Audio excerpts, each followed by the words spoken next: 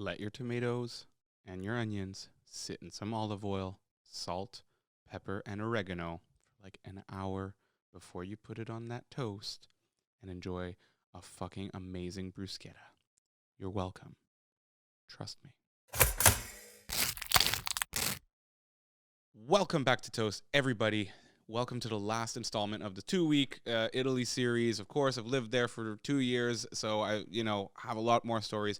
But I want to go with a little bit of an adventure, and let's end it with a little bit of a boom. So, Italy. When I was leaving Italy last time I was there, I was with my girlfriend at the time, Chiara, and we decided that we have to rent a car and do that south to north Italy trip, right? Like the Giro d'Italia, without actually going around the entirety of Italy. But, whatever. We went from Calabria all the way up to like the Dolomites. So, hang your boots up because, strap your boots in, I guess. Yeah, strap your boots in because we're in for a pretty long story over here.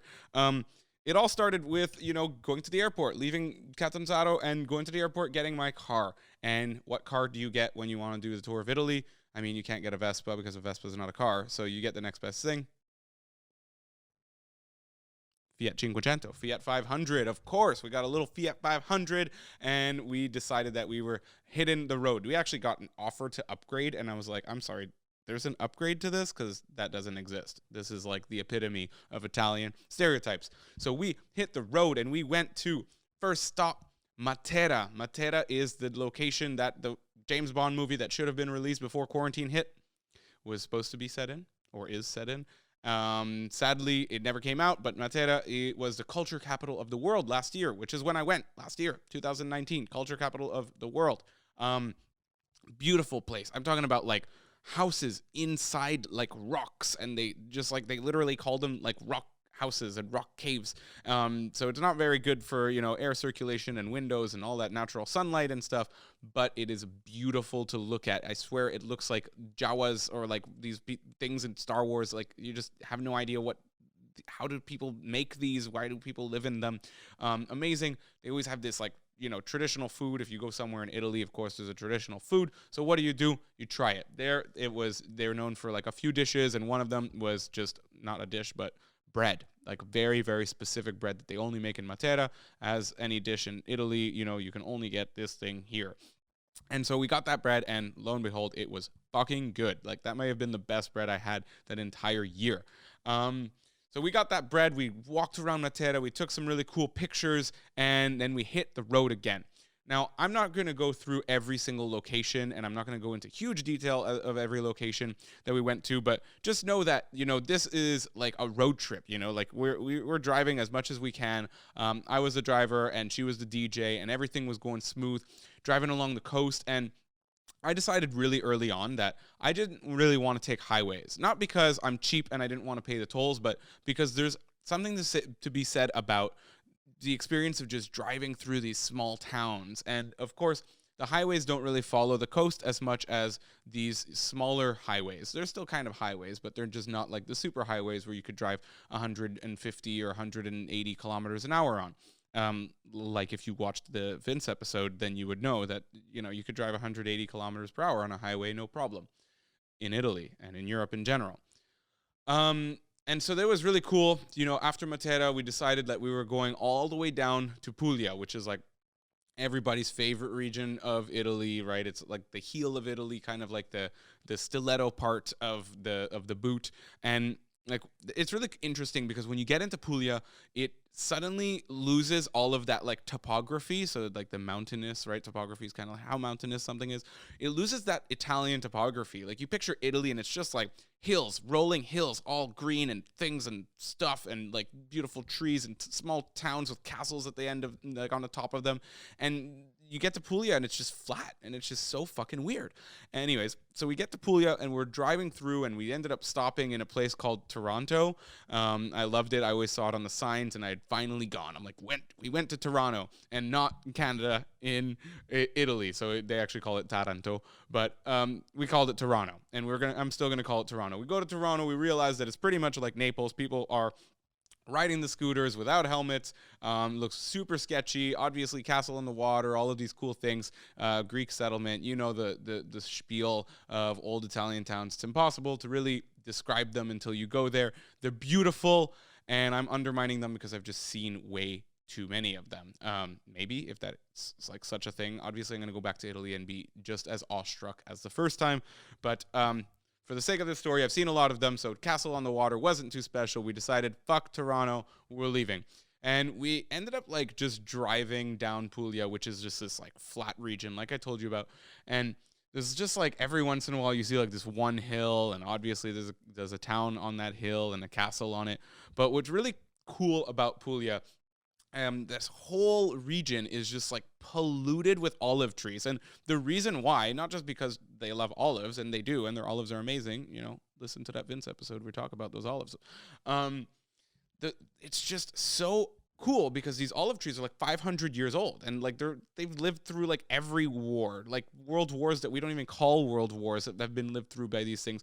And the story behind them in Puglia, and they're protected, is this like Aragonese from King of Aragon, which is in Spain. You know, at some point their crops, their olive trees just caught fire like 500 years ago.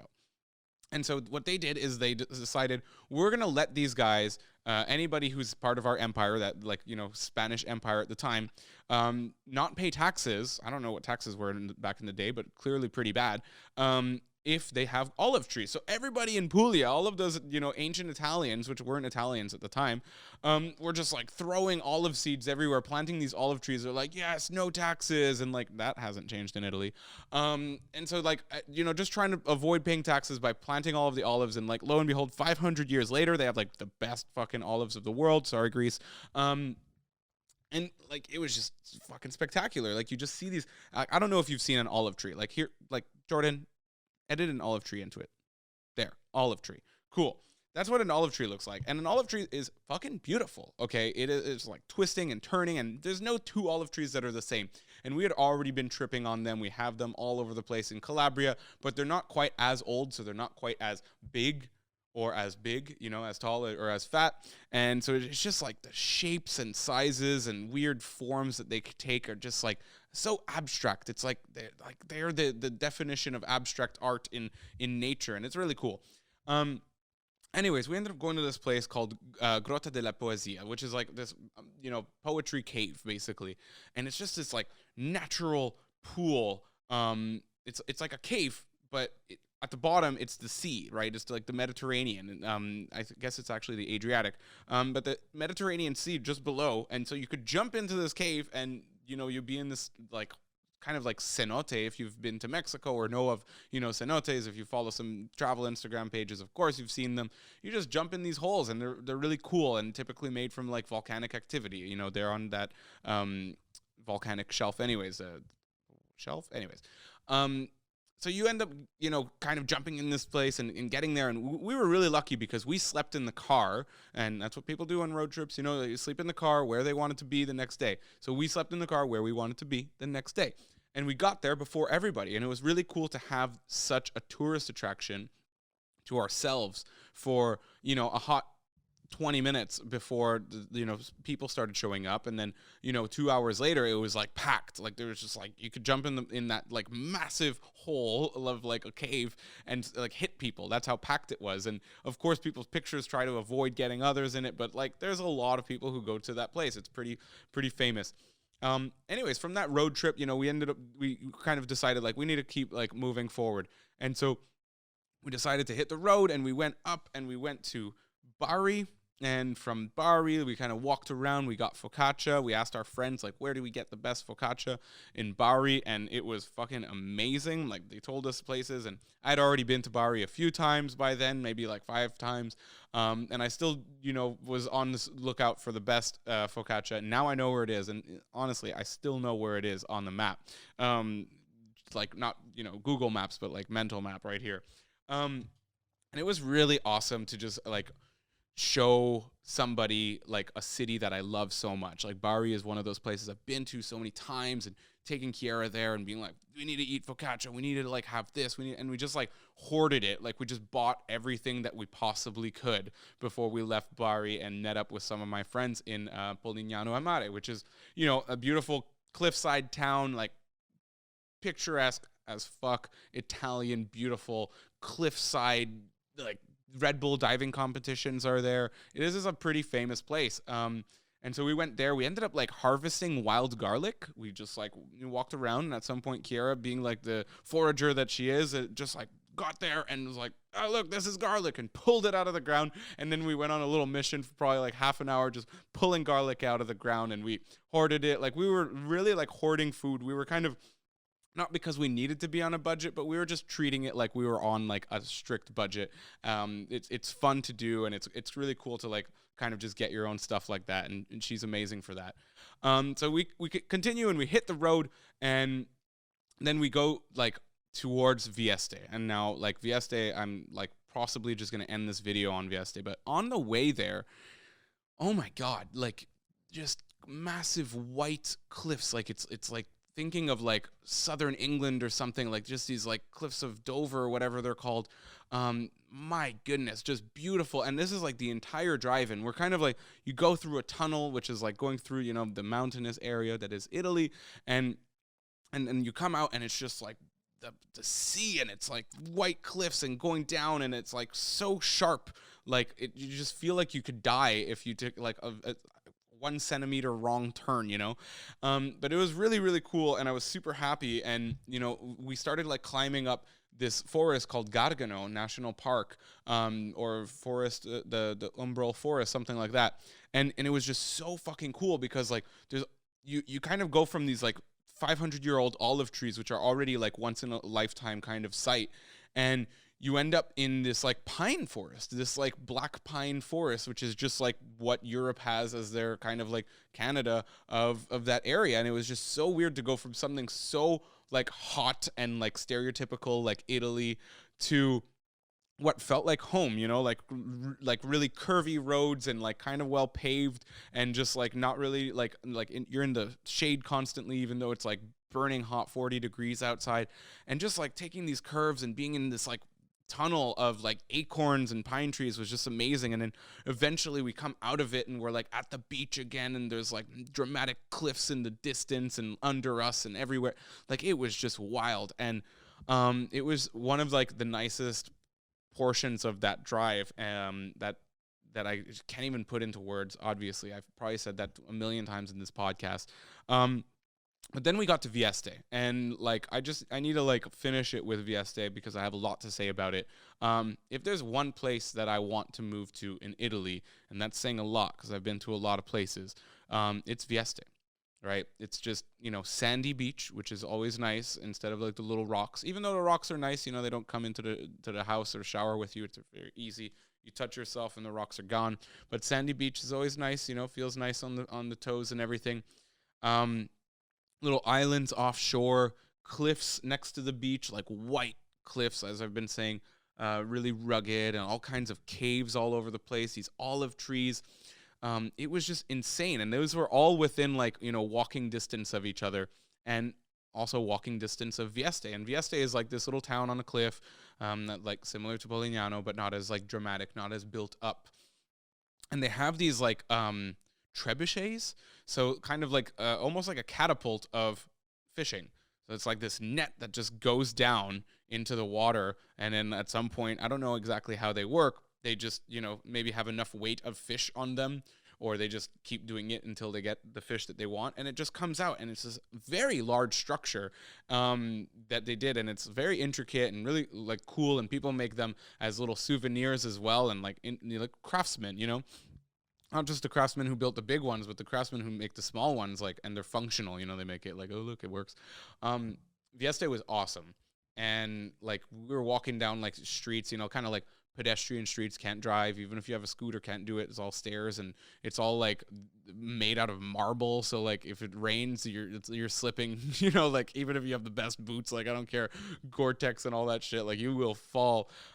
Beautiful, beautiful place. And it looks so different at night than during the day, you know, it's all lit up as they are. So it's very like baroque, you know, like very like shocking architecture. Like it's meant to be that way. That was you know what they're going for, and like the whole area of Puglia, like Lecce. Oh, we also went to Lecce and Bari. Are just like amazing baroque architecture kind of places. And yeah, I don't know. It really struck me, you know, when we went to the market and there was like all of these olives and toralli. If you don't know what toralli are, they're kind of like little like circles, like they're kind of like knots of like bread that are like fried or baked depending like where they are. Anyways, Puglia is like known for them, and Vieste just had like a million of them. So in the market there's these guys offering you like 30 different flavors of toralli, and each of them have 30 different flavors, and then they all have these olives and they have olive oil, and I was going nuts. Like I was in heaven. We were both just like trying everything. We felt like we had to buy from everyone, but at the same time, like they're giving them out like their candy and like samplers and shit. And so we ended up buying a lot of olives, and we bought a lot of like, you know, sun-dried tomatoes and different things that were given to us, and a fuck ton of toralli because we were on a road trip. Like you need that in snacks, you know, especially snacks that don't make too much of a mess, even though I'm talking about like bread, in a sense.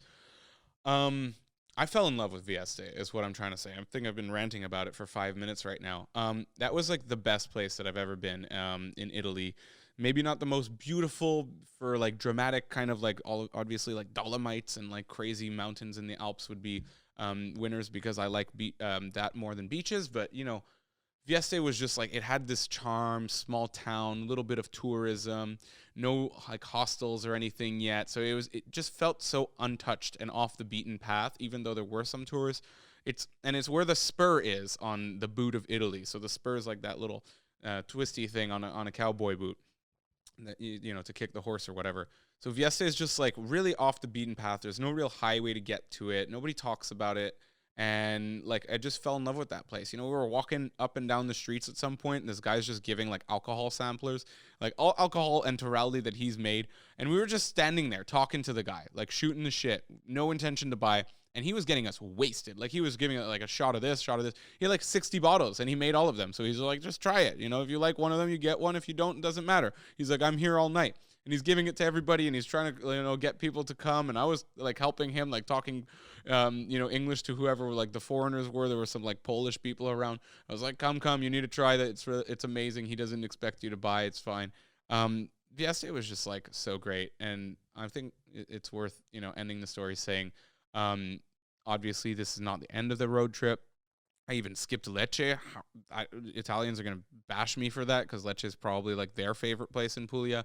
And a lot of swallows. One of the reasons I have this bad boy is because of, you know, Italy, southern Italy. So thank you guys for letting me and listening to me rant about this beautiful place and beautiful road trip.